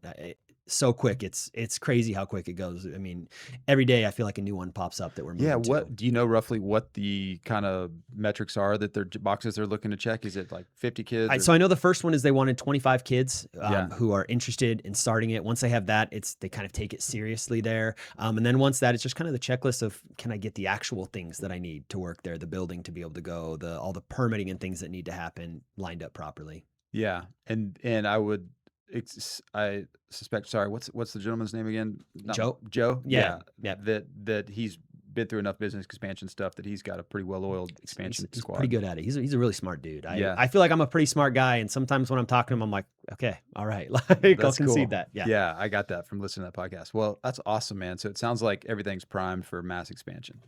Yeah, I think honestly the future is going to be huge. Like if in 10 years we haven't spread to at least 1 million kids, I will be very surprised. Do you say that through independent schools that you guys on, or just like pumping it into public schools? I or think both. I think both. I think we will continue to expand. I think the public school thing is going to go great. I think the homeschool model, they're really honing in. I think the three-pronged approach that they're taking is going to really be successful. I think they each kind of target a different way, but it's inevitable almost in my mind. And then do you see any cons or like hurdles that you think are going to show up in public school that are going to need to be addressed? I think one of the biggest hurdles and barriers we have is that when you speak to anyone over 30 years old, they all kind of know what school should look like in their mind. Yes. And there's so many people are so entrenched in this is what school is and anything other than that is bad. Okay. Convincing them otherwise is really hard. Did they have a good school experience, these people? I 'Cause don't even think they had a good experience. I think it's just that's what it should be. That's the way they some went of them through might it. even be misery likes company sort of thing. Like I went through it. My kids can go through. Yeah. But we get that a lot. We get a lot of people who will look at one narrow part of the model and say, I don't like that, so I don't want it, and really fight against it. So I think it just Okay. takes a long time of getting enough evidence of seeing it in so many settings work as well as it does, and people really just easing into it to accept it. I would think that if I'm an educator and I'm like, wait a minute, these kids are going to be done with their work in 2 hours. What am I going to do with them for the rest of the time? That Mhm. would be sort of daunting. Yeah, definitely. And I mean, you're not preparing lessons and all of that stuff, but the amount of work you're putting in, it's a lot more impactful and meaningful, but it's a lot of work to be on with a kid constantly. Like when I'm teaching and I have that kid who I don't really feel like engaging with, I can be like, all right, 30 minutes of I'm just going to present, and they just have to sit there, and you can't do that. So it really takes a different type of person who really cares to be a mentor to kids. But I think it's the best job. I love my job. I love being able to change lives. I love being able to shape things the way that we get to. So Wow. So, but kind of back to the sports a little bit. Yep. The individual coaching that you guys are giving these kids, that's a couple hours a day. How much? yeah, so we do, 2 hours a day on average. The kids are getting focused specifically on their athletic development, Yeah. whether it's sports specific or athletics in general. Obviously, we're integrating the other things. So like when kids need to recovery, they can be sitting there doing their work while foam rolling out or doing a massage gun and stuff like that. And all the other teaching nutrition, which every kid has to learn nutrition every single year that we require. So 2 hours specific to that athletic and sport development that they're getting every year. So y'all are sort of training them to be their own advocates in sports, just like you would in the classroom. Absolutely. Absolutely. A lot of the talks we have is stuff like when we talk business, we're saying, hey, how would you structure an NIL deal? How would you structure a business deal? We talk about athletes and we say, hey, who's your favorite athlete? And like LeBron James, best ever. I'm like, okay, what makes him as great as he is? And they start listing his characteristics. And we're like, and what does he do out the court? And then they're like, oh, yeah, like, he takes care of his body. He does all these things. He has all these business opportunities. We're like, that's what you want to be towards. You don't want to build towards that person who, is good on the basketball court, good on the football field, good on the mats, but then leaves it and is not able to do anything. They're not going to go anywhere. Yeah. And then how much time does Alpha School budget for like PE or sports or whatever? So at the other Alpha schools, they have their breaks throughout the day that Yeah. they're constantly doing. In the workshop time, it's kind of funny. We were pitching all of our best workshops with all of the staff from all around the country. And at one point someone said, look, if we want something new, we need to stop doing harder physical things because that's not as creative as we can be. So workshops constantly involve just really challenging physical things that they build into it. So, these are all the non-alpha ones. Our sports ones have always stepped it up, but every year the kids who are in second and third grade go and do a 5-mile bike ride without stopping. So they all have to learn how to ride a bike and go over long distances. They go out and run a 5K under 35 minutes. Things like that. They started this year. All of those are going to do swim a mile for the Really? for the second and third graders have to be able to swim a mile without stopping.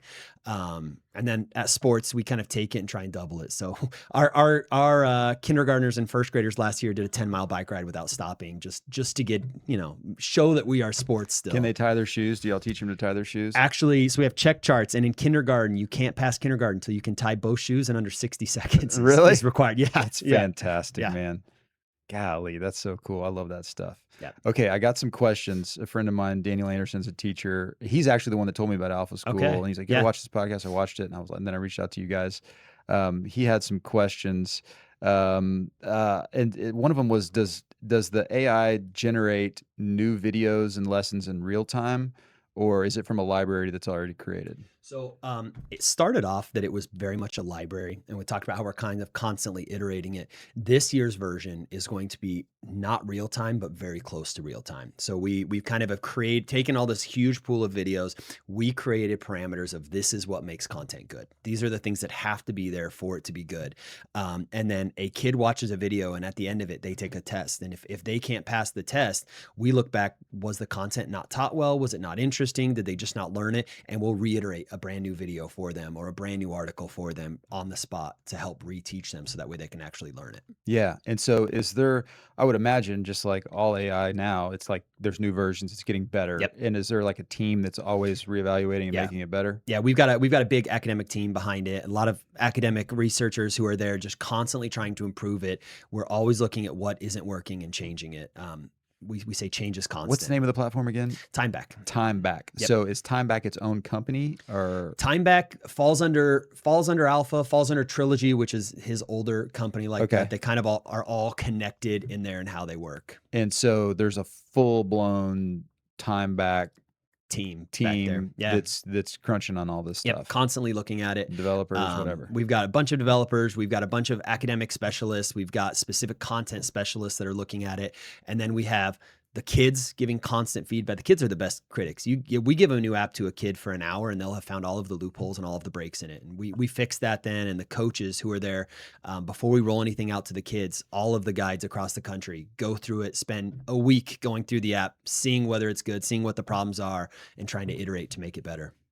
And then that's great. Another question he has is, if a student isn't keeping up with a good pace at academics, do they miss out on practice to keep working on the academics, or do you even run into that? So it could possibly happen, but in practice, it really doesn't. So our goal, first thing, is to get them caught up to grade level as quick as possible. Okay. And realistically, in practice, I don't ever see kids struggling to keep a pace that would catch them up unless we're not doing something right. And then that comes back to us needing to fix the way we're doing it, whether we're not presenting the information in a good way to them, that the system is broken then. So if we get to the afternoon and someone hasn't done their work, great, we're going to go do the afternoon. We're going to go do that stuff. And then we're going to figure out why we didn't deliver it the right way so we can do it better next time. So it's pretty much a non-issue. These kids. Pretty much a non-issue. The way we view it is if a kid is behind, it's our fault. We're not doing something right for them. Yeah, and you make some adjustments Yep. and get them caught up. Yep. Love it. I think you sort of already answered this one. Does the Texas Sports Academy also do things like financial literacy on top of athletics, leaderships, and grit like they do at Alpha? Yeah, we do a lot of it. We have, kids earn money for their work, and then they can learn how to spend it, how to save it, how to invest it. So like during the day when they're doing their work, they earn, like, we call them hustles, but it's if you get your job done, which is your work, you earn this amount of it every single day. And then you can spend it on snacks, or you can save it towards the big, the hoverboard you want to buy, or you can save it to go to a Is it Spurs real game. dollars, or is it It's like it's fake bucks for connected the to school? real dollars. It's like our fake bucks, but Yeah. it's directly linked to the money that they can spend it on. Yeah. More or less whatever they want with our guidance of making good Dude, I still choices. can't get over that $1 million thing for those kids. That's Yep. hysterical. Yep. Devin and I are going to apply. We're going to get fake IDs. We're coming. Yep. Okay, let me see what else he's got here. I think we covered most of it. Devin, what are the questions you got for us? Yes, my turn. I have a question. I guess, I know, maybe tell us a little bit about where you started and maybe the origin of like what year did this all start? Sorry to Yeah. do 3 questions at once, but like how old is your oldest kid that is kind of going through it? Yep. Like what are they doing in their lives? Are they adults? Or are they still like in college? Or Yeah. Okay. Sweet. Probably should have asked this first, but That's all right. here we go. That's the way it goes, right? The way the conversation goes. All right. So our school at Texas Sports Academy, our oldest group are now 8th graders, and one of them is an 8th grader who's been in the system now for 7 years, 8 years, and he's ready to move on to high school. I think since we don't have that high school yet, he's kind of making other plans. Like you said, it's impossible to turn down option. So he's looking at the founder school to try and go make his $1 million next year, but we have that group that is there. The Alpha School, they've now been running for 10 years. So they've got kids who are off at university right now, off at Stanford. We've got some at University of Austin, kind of spread all over. And they're all doing really well at the moment. We have a few of them who started their own business ventures as well, and have one of them created the largest outdoor biking park in Texas, built it while he was at school, and then kind of instead of going to university, he's like, I'm just going to go run my business. And now he's over in Africa helping, doing agriculture stuff in Africa. So just kind of all over the place. That's fantastic. And then you asked about me, right? Yeah. Cool. So my experience is I grew up in Nebraska, middle of nowhere, small town Nebraska, big fish, small pond sort of thing. Went through schooling, was good. Everything was easy. I didn't ever have to try. I never got pushed because I didn't have to try. Got to the end of that, got recruited to play football and basketball. Instead decided I wasn't going to do either and wanted to join the Marine Corps, much to my mom's chagrin. She was not happy about that choice, but spent 5 years in the Marine Corps. As I got out of that, because I got married and her one requirement was I'm not deploying, I have to be home. So I got out of the Marine Corps then, and kind of started a few personal training businesses, things like that while I went through university.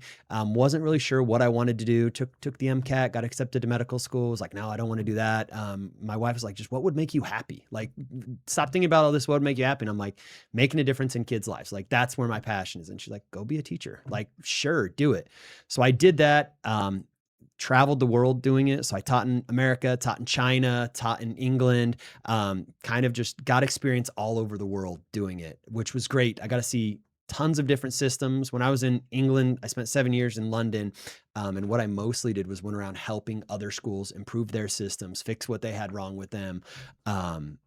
Things like that. And I built out Duke of Edinburgh program out there, which is you take kids, you teach them, they have to learn service. So they have to go volunteer for a set number of hours. They have to accomplish some sort of physical activity. They have to accomplish all of these things in their life. And then you take them out camping for a few days and they have to like survive on their own. And really loved that, but really had become just kind of disengaged with education. So on the way back, I got my PMP project management certification, was like, I'm just going to go into corporate world where I don't have to like burn all of my energy caring about something that's a broken system. I can just be there. Found this job opportunity, kind of pursued it almost as like a joke to see where it would go. And then all of a sudden was in love with being back in education and doing what I'm doing just because it's actually making a difference. Yeah. Well, that's fantastic. Dev, you got any other questions? Yeah, just kind of jumping back to, I thought it was really cool that you have the kids kind of log how long they've slept. You know, Frost and I talk about sleep all the time. You know, what you eat, the nutrition part is really important.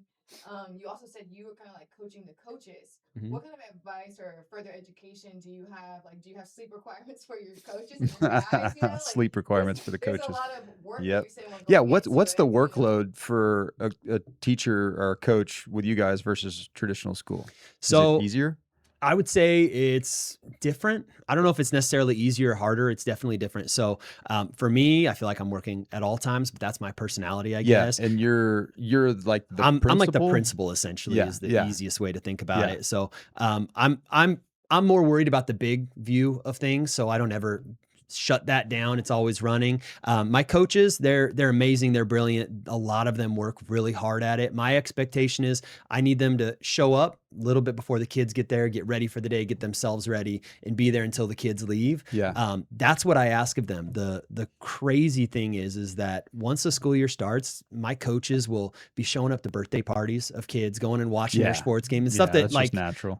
So they're doing all of those things, going above and beyond. But I would say it's probably more than a normal 40-hour working week, but coming out of education, it's a lot less than you're doing there. There's no marking papers at home. There's no. And I saw something about summer camps. Yeah, What's so up with summer camps? we ran summer camps. This was the first year we ran it the way we did. We've always had summer camps. This year we called it session 0, and essentially it was week long. Come in and just see what it looks like spending a week at camp. I would totally do that for my kid. It- I might be scared to was jump all awesome. in, but if I could get like a taste for a month during the summer or a week or whatever, Yep. it seems like a great way to ease your way into this. It was an awesome thing, and we did it all over the country. So a lot of parents kind of traveled the country, going and doing them in different places. Oh, We had that's them in fun. New York, Miami, Do you Santa have Barbara. to be an alpha student to do the Nope. summer camp? Open it up to anyone and everyone. Next summer. Next summer. We missed it. It was good. A few of our campuses still have a few weeks left of it, but all of those are very full. Just they filled bet. up quick once people started to catch into Can you them. get me in for next summer? I can do it. So next year, TSA's plan is we want our first week to be a week at sea. We're hoping to do like a week on a catamaran, learning how to nuts. sail, doing all the 2-hour learning and experiencing all the life skills in real life. So it's pretty fun. That's fantastic. Well, that is awesome. Okay. And then salaries for teachers, it's better? Very much. So we want the best to be there. So we pay them like we would the best. I don't think we should hire someone who's working on a teacher salary and doing, 100 hours a week. Doesn't make sense. So we pay our guides set rate, 100,000. You come over, you're going to start with 6 figures. Some of the locations, like if you're in Miami, it might be a little bit more because it's expensive to live there. But that's kind of the base of How where does we that start compare people. to like the national teacher? So teaching, if I got a job in Austin ISD with 10 years of experience, I'm probably making 50,000. So you're paying double Yeah. what the other teachers are making. Yep. There's teachers all across the world just Tears here and tears there. right now. Yeah. Yeah. Wow. And that's fantastic. And then what is the cost for students roughly?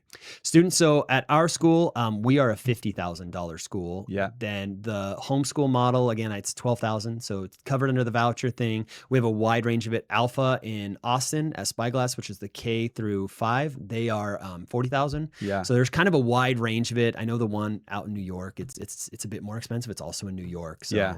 Yeah. And then just off the top of my head, a traditional private school here in Houston would be 30, 40, 50. Yeah, what? we're pretty close, and in the Austin market, we're right in that range of the Right. high end of where it would be. But we definitely feel when we deliver Lamborghini sort of services, that's Yeah. kind of what you're getting, and we well outvalue what we're charging. I've spoken to all of my parents who are like, we feel like we're getting a steal. Like this is the best deal we could get once they've been in it. So Yeah. And then so on the homeschool model, just so I fully understand that, does that mean my kid is doing the schoolwork at home, but then I send them to you guys for the PE for the sports stuff? Or how So does that they work? don't come to us. We have local gyms all around the state, and we partner up. They kind of pick the gym that they want to be partnered with, and Yeah. they can go there in the afternoon, and we hook them up with a trainer there to be able to do a plan, or we have making a plan from them to be able to do it at their local gym. So they can't do like the life skill stuff with you guys. They don't do the life skill stuff with us. Yeah. So the GT Anywhere model, which is kind of their homeschool model as well, they have someone whose job is to come up with workshops and develop the life skill workshops for them to be doing from home. So ours we tie it back into that sport portion of learning all the things when they're doing sport. Dude, is there an effort to connect homeschool kids with other homeschool kids? Yeah. So there is kind of like a network of how they can connect with each other local people nearby them. We haven't launched our community app yet, but it kind of just shows where everyone is located and where the different people are. So Because there's connect. already some big homeschool networks. Yeah. Are they excited about this? So the biggest one in the state it's Pearson, and they have like 90,000 kids who are on theirs. Yeah. I wouldn't envision them being too excited just because we're going Disruptive. to disrupt them quickly. Oh, because they're supplying the curriculum and Yeah. content and all that stuff. Yeah. Oh, they should do a deal with you guys, man. That would make Yeah. sense. Yeah. Yeah. If So you can't beat them, join them, Pearson. Come on. agreed. Let's do this. Yeah. Yeah. That would make sense to integrate Alpha into their thing because they've already got 90. That would be a win-win if you ask me. Yeah, I think they're sticking to their model, and I would imagine they're going to be disappointed in the near future about how Yeah, that turns dude, out. that's for 'em. Blockbuster Video and Netflix story right Exactly. there. Yeah. That is so Yeah. dumb. Sorry, I don't mean to offend anybody, Pearson, but It's all right. but anyway, you got to get with the times, man. Okay, cool. What else? Anything else, Dev? Just because I'm a sports girly. You were talking about the co-ed teams. Like, who are they playing? Are you guys playing each other? You guys playing other? Yeah, who do organizations that you guys play? Yeah. So, at the moment, last year, I'll talk about kind of last year and then the future. So last year, all of our workshops and sports, we created opportunities for what they were going to do. So like our flag football team, we joined a local club and went and played there, which was great. But our soccer club last year, we turned it into a business venture to where they partnered with a local Austin business that had a rooftop soccer field, and they created a 3-on-3 tournament that they hosted there and then competed in. So they're kind of creating those opportunities to show off their skills and compete. Going forward, our plan is as we grow and have more of those teams, formally playing bigger teams, as the TSA network grows, we have inbuilt schools that we can just go and play them already that are in network of those people who kind of have the same shared mindset of us. Yeah. Well, man, I'm really excited to see where this shakes out over the next 5 or 10 years. I've got a 7th grader and a 4th grader, and I'm like, maybe they're going to catch some of this, but like a kid being born like right now or in 2 or 3 years from now, Yeah. their whole education experience is going to be drastically different than the one I grew up in. One of our co-founders, Mackenzie Price, her favorite thing to say is there's no greater time to be a 5-year-old than right now, just because what the future's looking like. Yeah, that's fantastic, man. Well, congratulations to you and dedicating your life to helping grow people. And then now having this, bigger opportunity to help grow more people at a faster rate with all this technology. That's incredible, man. I'm excited to see how it shakes out. And if people want to get in contact with you, you guys have Instagram pages and So we have an Instagram page, we have a website. Contact us. I'm always open for conversations and all of that stuff. And if there's 25 people that want to get an Alpha school near them or Texas Sport, go for it. How do they do it? So right now there's a website. It's the Alpha School website. You go in there and they have a come near us. You click on it. You say where you're at. You register interest, and as soon as we have 25, we kind of hop on over there and either grow or figure out if we can. And then Texas Sports Academy, we're Texas Sports Academy webpage. Mine specifically is LakeTravis.TexasSportsAcademy.com. And that's for our Lake Travis location. But if you're interested in having it near you or a homeschool version of it or one of them in your town, go to the Texas Sports Academy. I wonder if we could be a resource for you guys, or how we could be. I do want to be a resource for you guys here in Houston and plugged into some different circles and help any way I can. But as far like if there's a bunch of kids that really are into martial arts, right? Our thing, what type of crossover could you see there? Yeah, I mean, so I know we have a baseball academy out here. Bennett Academy is one of the Tech Sports Academies. Last year we looked at partnering with it wasn't a jiu-jitsu, it was a karate type class.